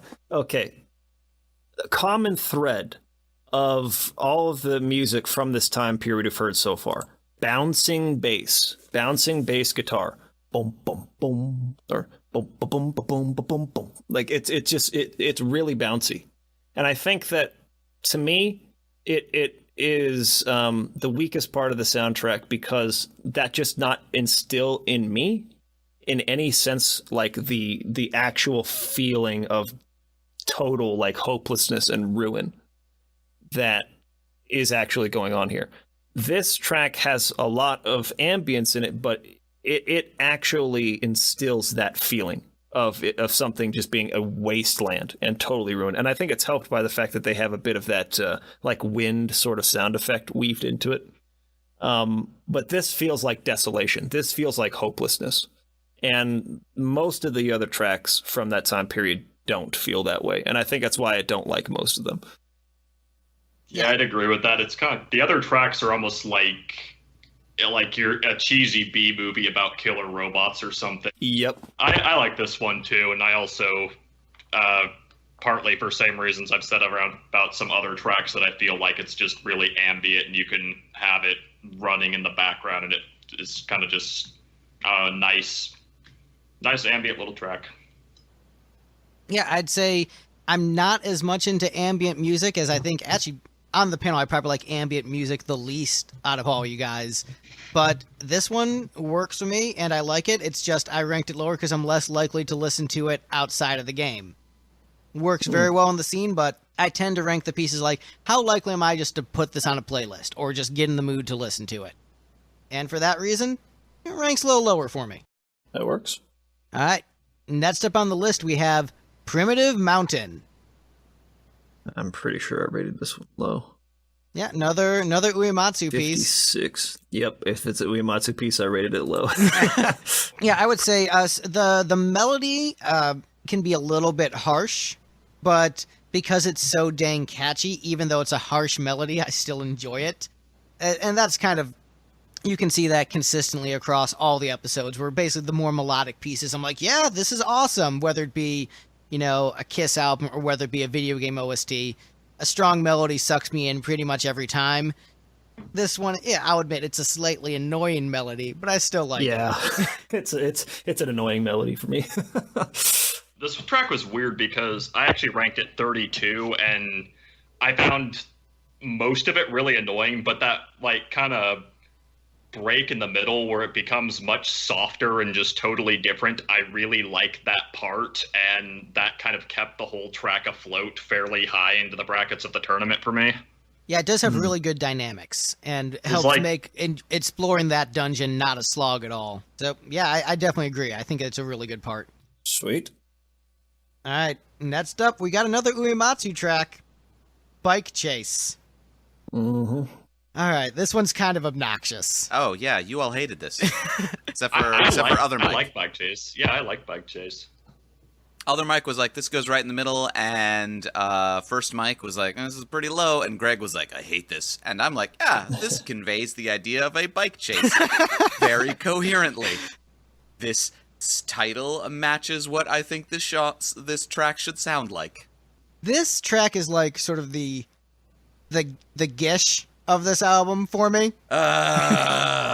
Hold on, let me find the my drops are all in different places because I added the jazz category. All right, so I'm just going to talk about it as you struggle to find the drop. Where Anyone got a chair? I'm gonna chuck it at a chicken chaser. right, so as I've been hit with a steel chair for daring to mention Gish again on this podcast, There had to be room for Gish this one. is a Smashing Pumpkins album I did not like at all, and it really annoyed me. But as I've started to listen to the rest of the band's catalog, I still think it's the worst of their albums, but I've come to appreciate it. And so this track kind of annoys me, but because I just listen to this soundtrack so much and don't skip around when I listen to a playlist of it, I'm like, yeah, I've learned to like Bike Chase, but definitely like Stockholm Syndrome liking Bike Chase. Like, it's still definitely like not actually that great. But I've listened to it enough where I like it and can't really defend liking it. It's kind of annoying. Yeah, I'm not a fan. I just find it to be very loud and repetitive and doesn't really do anything interesting. I think that you're saying that it sounds like a bike chase is accurate for sure. It's just that it doesn't ever go beyond kind of like its first movement. It just all sounds the same all the way through. I do like Uematsu's keyboard runs. He's really into just his, scaling on a keyboard. Does some of that in the Final Fantasy VII like battle themes. So it is fun to hear that. I feel like it's a bit self-indulgent, and maybe that's what I'm recognizing is he loves that. He loves to do that, and I can hear it all over this. He's like, I listened to a ton of Deep Purple last night, you guys, and I'm going to make it into this short bike chase song. Yeah. I think I liked it more for the scene itself, just how utterly absurd and redundant that whole part of the game is, and it got two out of the 64 tracks on the OST are specifically devoted to the couple minutes that you're dealing with Robo Gang Johnny, and I just liked how exciting it seemed, and how crappy the graphics got for that part compared to the rest of the game. And I don't know, that scene was just really fun to me. It was just like, I liked how just absurd it is, and you finish it, you're like, cool. What was the point of that? All right, I guess I'll just go do the plot I was already going to go do. Speaking of Robo Gang Johnny, that's next on the list. Which Greg also hated. It's just not a song I'm likely to listen to on its own. Johnny, just as a character, just so unimportant. Just this dude in the future who's like, I want to have a motorcycle race with you because I'm half motorcycle. I just... So he's half motorcycle, half gang? He has a gang, and he's the leader of the gang. I am. He's Gary Glitter, essentially. Where do the similarities to Gary Glitter end here, Greg? You know what? Let's move on. Any other thoughts on Robo Gang Johnny? I like the cymbal work in this one. Feels very like jazzy, smooth, but I didn't rank it that high as a song. Yeah, it's still enjoyable to listen to, but not compared to some of the other tracks. Not as good. But next up, Jazz is an accident Waiting to happen. waiting to have happened. All right, well, next up on the list, we have A Shot of Crisis. Or Crises. God of Christ. So this is when you're escaping the prison. Jailbreak, essentially. After And- you've beaten the dragon tank, it starts. Yeah. I think it starts before you beat the dragon tank. I think the first kind of quiet water droplets up to that point, if I remember. Yeah, I don't think there's a lot of music that plays Yeah, this is kind of like their danger theme almost. They use it a lot in the game, actually. Yeah.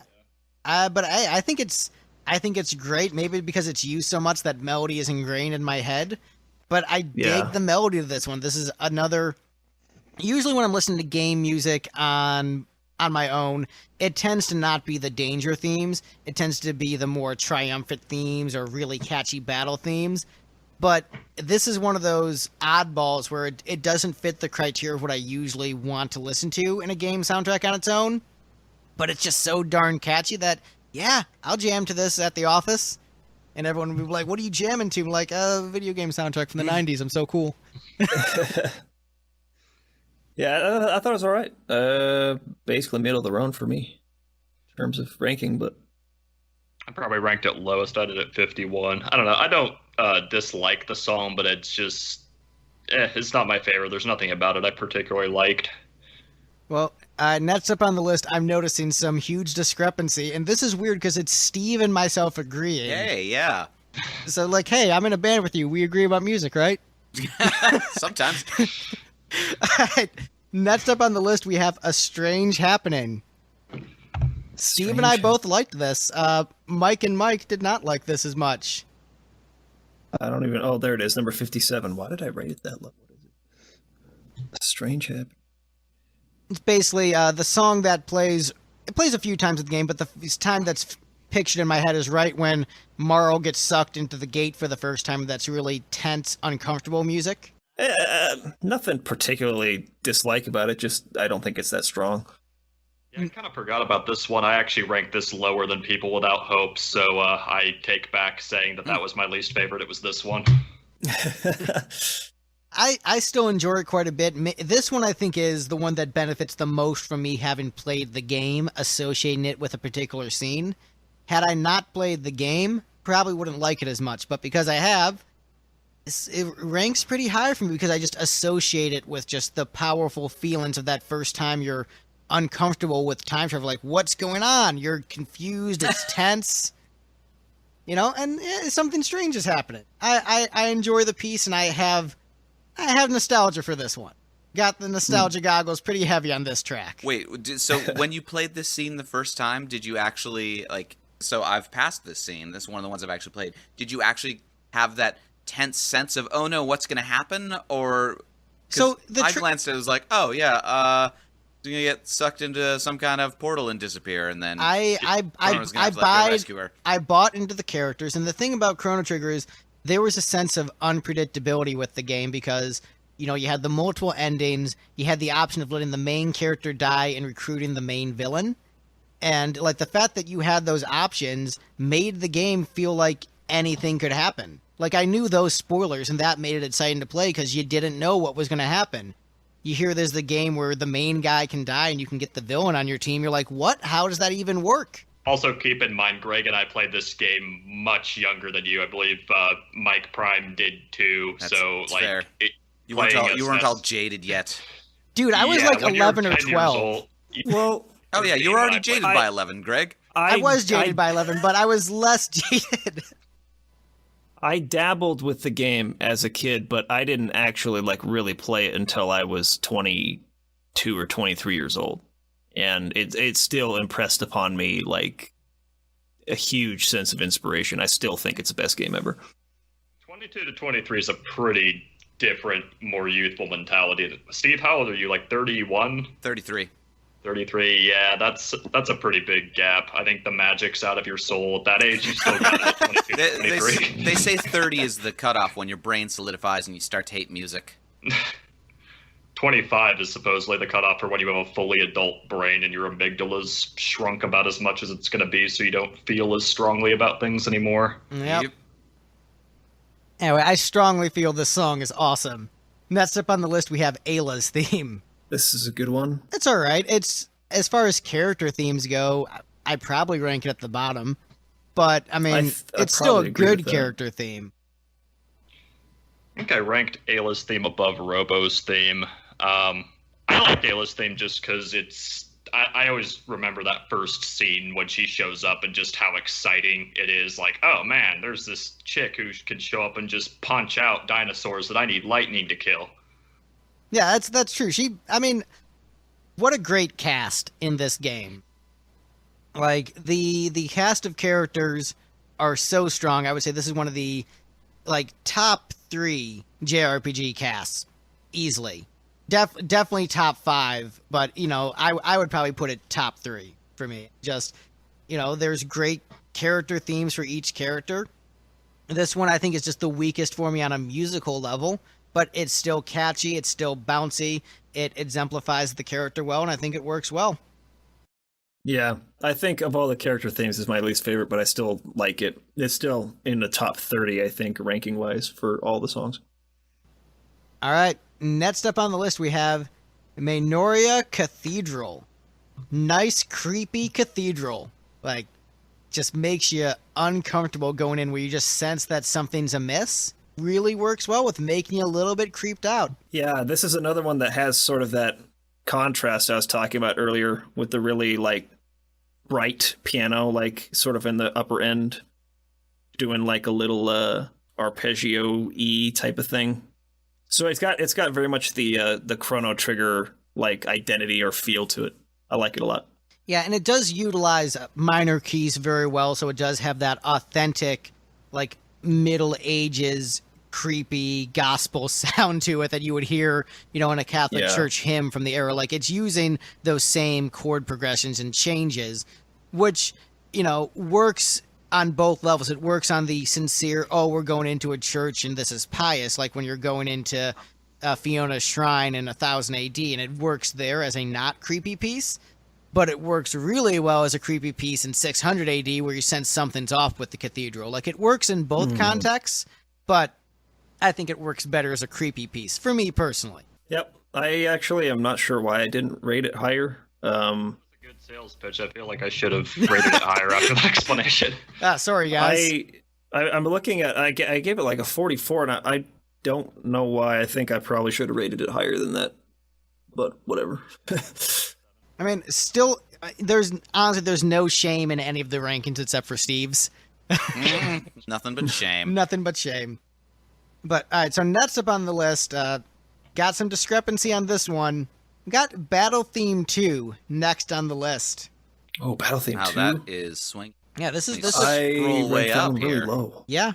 Did you not like the Monster Arena? I mean, in fairness, the Monster Arena was kind of bad. I did recently, I replayed the game on the DS for the first time for this podcast, because I've only played the SNES and PlayStation versions. So I'm like, let me check out this DS version and see if it really is the definitive best version of Chrono Trigger. And it is. It's really freaking good, and definitely the best version. But, like, the new features weren't necessarily, like, the new stuff they added weren't mind-blowing and amazing. Like, Monster Arena, you can't control your monster. These random fetch quest dungeons that just take forever and lots of grindy battles. Yeah, it just doesn't sound anything. It just sounds like Street Fighter to me in a way, like the melody here. It sounds better than this soundtrack because Shimomura did Street Fighter. That's, yeah. I don't know. It doesn't feel congruent or congruous or whatever that word is. It doesn't feel like it belongs with almost any of the other battle themes. It just feels very out of place, and I think that's probably, it makes sense to me why it was cut. Yeah, I agree. I still think, with me, my answer is always going to be, is it catchy? If the answer is yes, I'm probably going to like it. And so, it's catchy. So, yeah, does it fit? No. Is it catchy? Yes. Hence, I like it. Yeah, I'm with Greg on that one. I actually like this one a lot. I think this is, like, really fun to listen to, and just kind of immediately seizes your temperament and drags it into the song. But yeah, next up on the list, we have Epilogue to Good Friends. This is, they have two versions of this song, basically, don't they? Because the one, is it, shoot, because it's the one that's played on the little, what do you call it, music box, right? Yeah, it's a kind of more complicated version of Far Off Promise, I guess. Yeah, that's the other one I'm thinking of. Yeah, so this is the more complicated one at the end of the game. Honestly, I did my ranking before I replayed Chrono Trigger, and had I done my ranking after my recent replay, I probably would have ranked this much higher. So I take most of the fault for it, you know, as much fault as I can not shift over to Steve. It's really good. Sums up the emotion really well. It's a great track. You guys both ranked it really high. I blame myself. Yeah, I had it at 14. This is probably my favorite out of the 3 ending scene songs. Yeah, I really like it a lot. It's great. Next up on the list, we have The Kingdom Trial. So I think we touched on this one a little bit when we were talking about the hidden truth, but Yeah. man, does this song just take you on an emotional journey. There's so many movements and parts to this song, and that works so well with the different movements and parts to the trial, where like your defense attorney gives evidence in favor of you, and then the chancellor gives evidence in favor against you, and you're just on this emotional roller coaster during that trial, and you realize those little actions you took at the beginning of the game actually matter. Why did I eat that dude's lunch? Why didn't I bring that cat back to the girl? All these mistakes I've made, and I'm going to be executed. There's this... And you're also, like, really angry because you just traveled back in time to save this girl, and now you're being executed for it? Wait, does the number of times you ate the guy's lunch matter? I don't know. Because I ate his lunch a bunch of times. Just one jury member who's really hung up on the lunch problem. Okay. I did return the cat, though. Well, we'll see if you're found innocent or guilty. I figured I would get some kind of reward for it. You do. You get found innocent of not being a Well, also, cat ignorer. you get if you're found innocent or guilty, you'll get a bonus item after the trial from supporters. So if you do the moral things, you'll get a little bonus, before you're executed. But yeah, this one is one of the most, in my mind, one of the most memorable standout pieces from the soundtrack. And It's very iconic for sure, yeah. And I think the length does help in all those different movements. Very, amazing for the scene that it's in. Like, a lot of the stuff is good, but it's not blowing my mind in the scene it's in. Like, yeah, this is an awesome song, and this scene is awesome, and that's great. This is just on another level. And I might say this is the best utilization of music in the game in a particular scene. Not my favorite song, but I think the best at, conveying those feelings. I think that it does convey them very strongly, yeah. I think as just a piece, it's not one of my favorites, which I think is the reason why I rated it pretty low in general, but I think that it is very memorable. I think I have the Kingdom Trial at 50 and the Hidden Truth at 49, so they're both right next to each other. I had this one at 17, and yeah, I basically agree. I actually kind of feel like the music here sort of outperformed the scene it was composed for. There's a few tracks like that in Chrono Trigger where, I mean, just comparing it to the standard of scene music for RPG is to have something like this epic that varies so much over the course of the song for one of the earliest little minor crises your character faces is just damn, you didn't have to go that far just for this scene meets die. Well, but I think that also is one of the things that helps make Chrono Trigger so great is that you're getting so sucked in with that early game stuff that it locks you in. So I think that's why it works. Good stuff. All right, next up on the list, we have Secret of the Forest. Ooh, I love this song. All right, this is the song that music theory nerds think is really awesome. Like my jazz teacher, one of my jazz teachers, always cited how rad this song was, and it's very minimal chord movement on this, very minimal, and this I definitely It's really fascinating how the piece never really resolves. Just from a theory standpoint, it's very fascinating how it doesn't resolve, but is still so enjoyable to listen to. All the stuff that is done in this piece is usually stuff that really annoys me with pretentious jazz composers. But he figured out the secret formula, and this one works so well for me. Secret of the Forest. Exactly. This is a top 10 so easily for me, and this is the first one that we've discussed so far in our conversation today that has the sense of depth that I was kind of talking about earlier with the Donkey Kong soundtrack.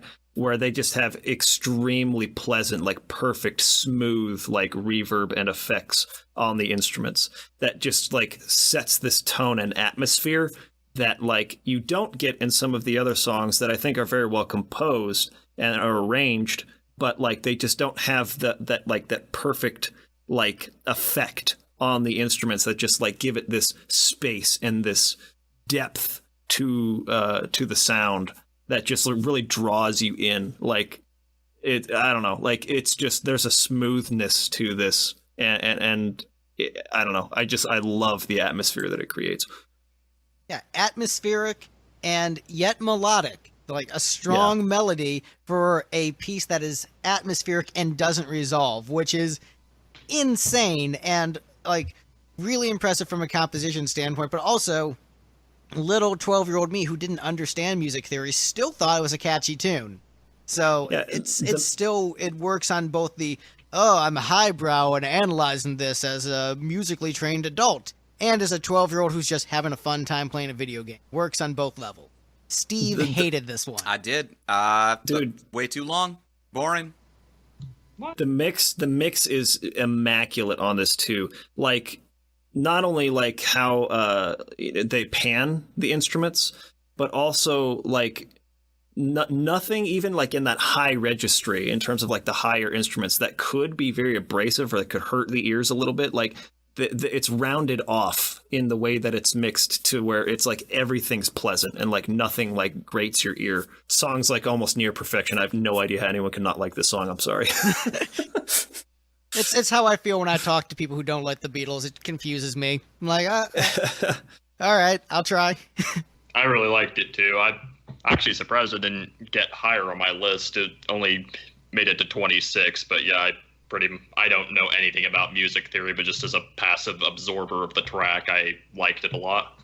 Yeah, I would say what's really fascinating, one more theory thing before we move on, because we still have a lot to cover, but I would say it's really fascinating how a lot of the like melodies are very Japanese in terms of the scales being used, like very traditional Japanese folk scales, but he's mixing it in with a lot of these like jazzy piano lines, and so those combined are just a really unique, odd combination, but like works so well on this piece. Yeah. All right, but next up on the list we have Tyranno Castle, another Uematsu track. Yep. Now this is a great Uematsu track. I'm sorry, this is awesome. Says the guy who really likes strong melodies with this really melodic piece, but also it's incredibly simple. This is a rock song. Like down to the MIDI rock guitars. This is a rock track. Just shoved onto the Chrono Trigger OST. I think the only reason I rated this kind of low is because the beginning of it feels very much, and this isn't necessarily even wrong for the tone of the game, because I think, the tone does often go for something a little bit like sillier and lighthearted and stuff, but it feels like I listen to this and I see like a villain twirling his mustache. That's what I hear in this, especially in the beginning. And I guess that what's the name of the character that led Azala? Yeah, he kind of came across that way as that kind of villain. Well, I think that's why it worked. It really fit the villain of just like, oh, I'm over the top in villainness, and you kind of know that Azala isn't going to be the main villain. It's just the villain you're dealing with right now. So I think it's appropriately epic. Yeah, I don't know. It felt non-threatening, but like it was. But I guess it's not necessarily trying to feel that way, but it's just not my favorite, but it's not a bad song. Yeah, I guess this one just played upon me really differently too. Similar to Underground Sewer, I had the total opposite response. I thought it was a really powerful song, and it actually, like, the only thing about it that trolled me is it actually made the Tyranno lair feel more epic, and like there were higher stakes than Magus's Castle that you just finished, just on the basis of the fact this song was playing. I ranked it as number 7. You know what? I totally see that. Replaying the game, definitely the Magus Castle dungeon was way more epic of a dungeon. But yeah, this makes this castle feel more epic than it necessarily is. But yeah, next up on the list we have Silent Light. Silent Light. Cathedral song. And Yeah, the dungeon part. Exploring the dungeon of the cathedral. And I think it's played a couple right. other times in the game, too. Steve, you had a snarky comment about this one. Scrolling up. Might be under Silent Night. Silent Night. It's supposed to be Silent Light, but Yeah, well, I mean. This is the one that was, the melody was mostly Sunrise Sunset from Fiddler on the Roof. That was a little weird. I've actually never heard that, so I wouldn't have made that connection. Do, do, do, do, do, do, do, do, do, do, do, do. it's a little bit. I think this is minor and that's major. No, Sunrise Sunset is super minor. It is? Well, you were singing it, Superman. Well, I mean, I don't have any accompaniment All right. That's fair. or a beard. But yeah, I think Beards are important to that song. this is another one of those pieces where just as soon as I heard it, it took me back to just remembering what I was doing in the game and just a very, it's not one of the tracks that first comes to mind when you think of Chrono Trigger, but as soon as you hear it, you're like, as soon as you hear just like the very beginning of it, you're like, yes, I remember exactly how it goes. Super memorable. Yeah, sticks with you. I agree with that. So yeah, great track, but maybe not one of the standouts you would point to someone just checking out this soundtrack is the reason why it's great. Sure. So next up on the list, To Far Away Times.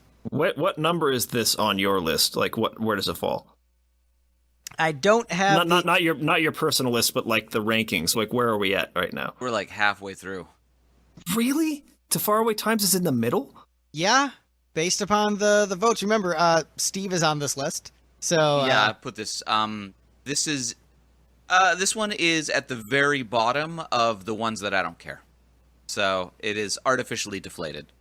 I gave it 6 points, but I don't actually have that strong of an opinion on it. yeah. So Holy you crap. can sort of mostly blame me for this, actually. And I think what it comes Yeah, down you to, can. yeah, you can kind of. Oh, this was your favorite song, wasn't it? Yeah, this is Mike's favorite. I mean, far and away the best song on the whole thing. Like, there's no contest. Yeah. So this was.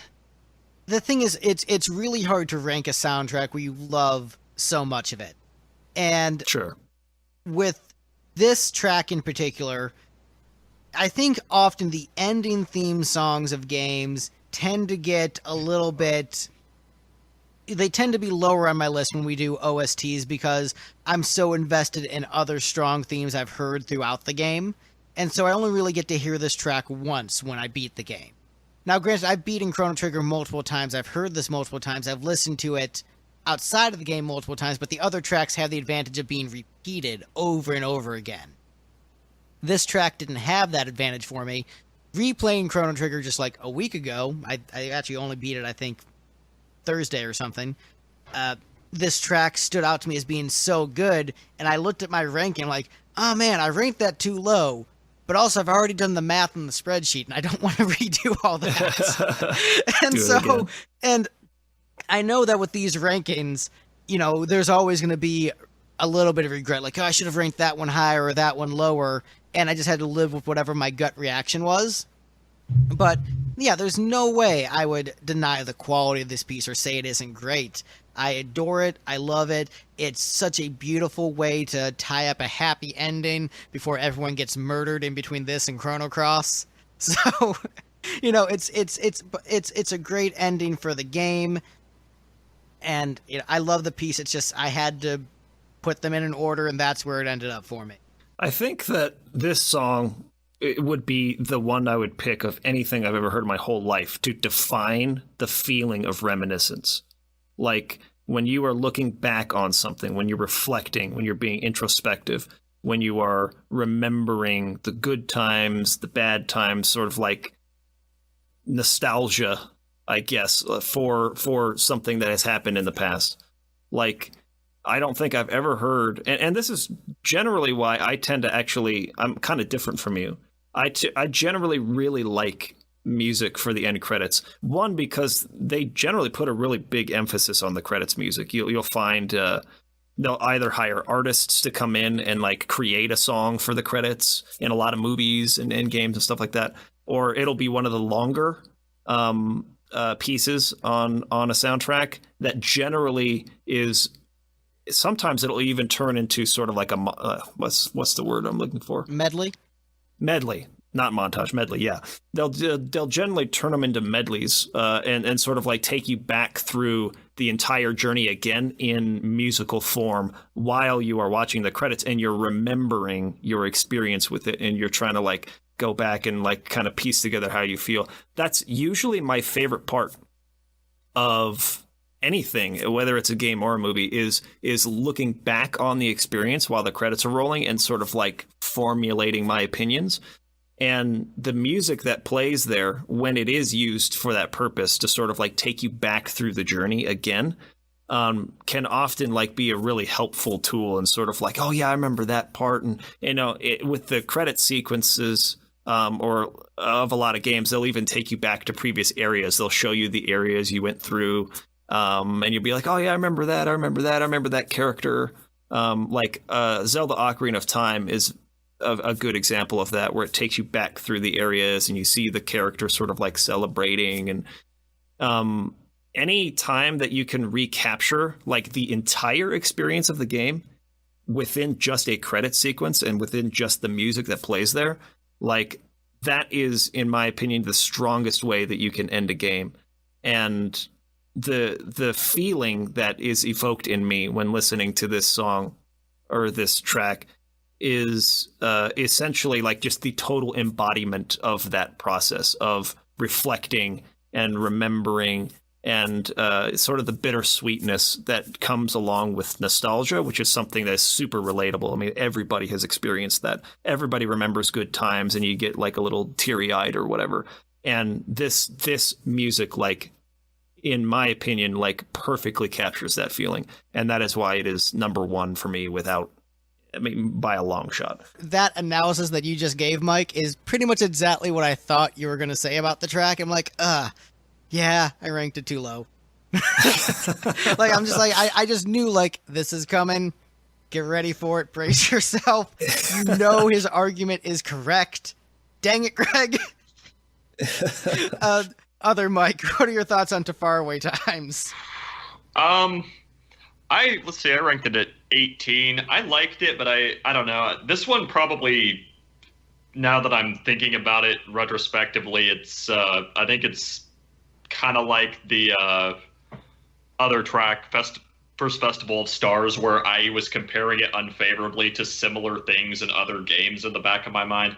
I don't really like the main ending of Chrono Trigger because it's too happy for me. Like some of the other endings I like. My favorite's probably the one where Magus is just kind of like going down into the undersea palace by himself, thinking he can 1v1 Lavos, and it kind of ends on that note.